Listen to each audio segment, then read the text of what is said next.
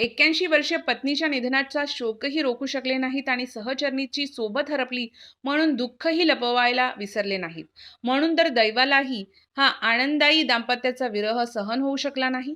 पत्नीच्या निधनानंतर 2.5 तासातच पतीनेही जगाचा निरोप घेतला. तेव्हा पाटील गृही ममत्व पितृत्व हरपल्याने दुःखाचा डोंगर कोसळला. मेहरुणमधील रामेश्वर कॉलनीत 86 वर्षीय शालिग्राम दामू पाटील यांचे कुटुंब वास्तव्यास आहे. शालिग्राम पाटील यांनी माय-माती पूजण्यातच आयुष्य घालवले.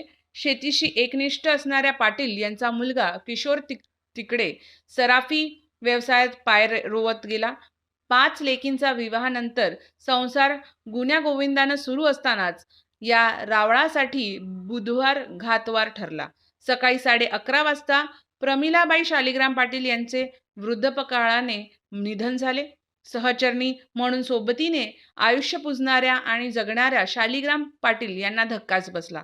प्रमिलाबाईंचं एकटं जाणं त्यांच्या मनाला खूपच गेलं. मुलगा किशोर, सून, नातवंडांसह 5ही लेकी माय हरपली म्हणून दुःखात बुडाले. तिकडे शालिग्राम पाटील दुःख पचवत बसले. ते दुःखही होतेच असह्य करणारं.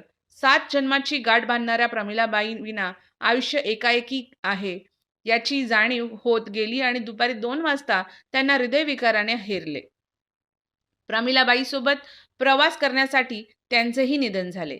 एकानंतर दुसरी वेदनादायी घटना घरात घडली म्हणून मातृपितृछत्र हरपलेल्या या घराला अश्रूंनी चिंब केले. शेजारीही या दोघांच्या निधनानंतर हळहळ व्यक्त केली.